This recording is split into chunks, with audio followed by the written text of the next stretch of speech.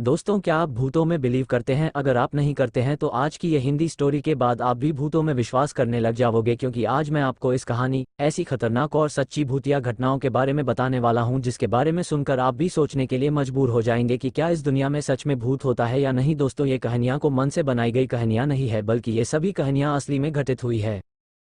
मैं अकेला और वो एक भयानक रात भूत की कहानी है।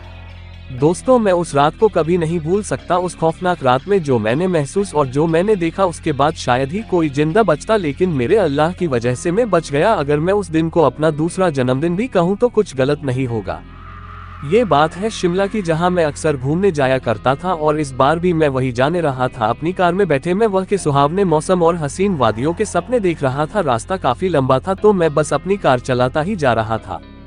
अल्मोड़ा आते ही तेज बारिश होना शुरू हो गई। मैंने अपनी कार की स्पीड कम कर ली, क्योंकि बारिश में उस रास्ते तेज कार चलाना अपनी मौत को दावत देना था। अब मेरी कार 60 किलोमीटर की स्पीड से चल रही थी। बारिश तेज होने के कारण सामने का रास्ता कुछ ठीक दिखाई नहीं पड़ रहा था। कुछ दूर चलने के बाद भी जब बारिश नहीं रुकी, तो मैंने निर्णय किया कि क्यों ना मैं अपनी कार यहीं रोककर बारिश के रुकने इंतजार करूं। मैंने अपनी कार साइड में रोकी और उसमें ही आराम करने लगा। बारिश का मौसम होने के कारण मुझे नींद आ गई और मैं वहीं सो गया। अचानक एक आवाज से मेरी आंख खुली। मैंने देखा कि विंडो पर एक औरत अपने बच्चे के साथ खड़ी है और एकटक मुझे ही देख रही है। उस औरत ने सफेद रंग की साड़ी पहन रखी थी, आंखों के नीचे काले घेरे पड़ चुके थे। हाथ में एक कटोरा लिए वो मुझे ही देखे जा रही थी। उस तेज बारिश में वो और उसका बच्चा भीग रहे थे। मुझे लगा कि शायद इनको भूख लगी है। मैंने अपने वॉलेट से कुछ पैसे निकाले और उस कटोरे में डाल दिए। वो औरत वहां से बिना कुछ कहे वहां से चली गई।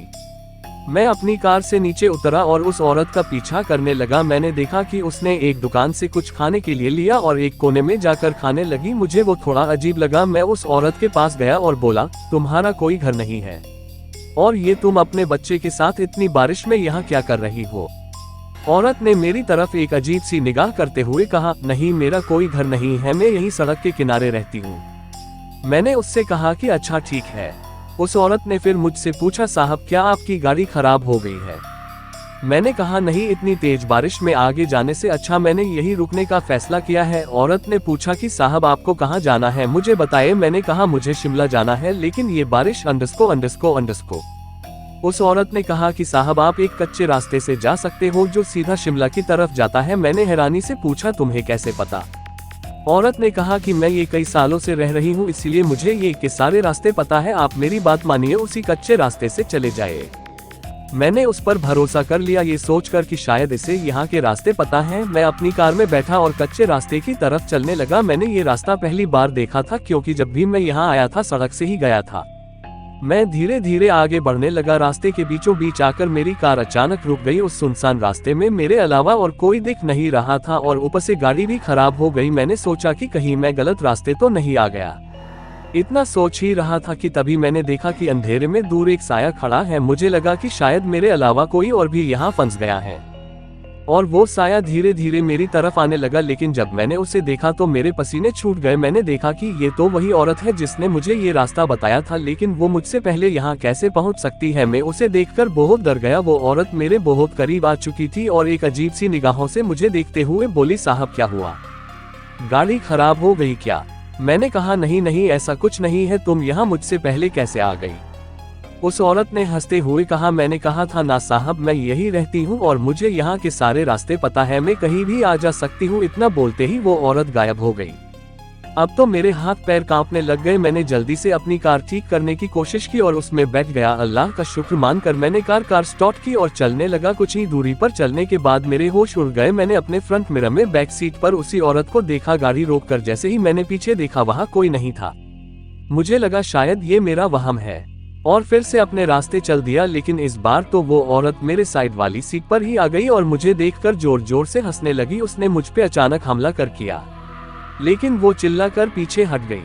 मुझे समझ नहीं आया कि ये क्या हुआ। फिर मुझे ध्यान आया कि मेरे गले में अल्लाह का तावीज है जो शायद मेरी रक्षा कर रहा है। उस औरत ने फिर मुझ पे हमला किया और फिर से वो पीछे की ओर हट गई। मैं समझ गया कि इसी तावीज से इसका अंत हो सकता है। मैंने जल्दी से अपना तावीज निकाला और उस औरत के गले में डाल दिया। वो तड़पने लगी, चिल्लाने लगी और अचानक एकदम गायब हो गई।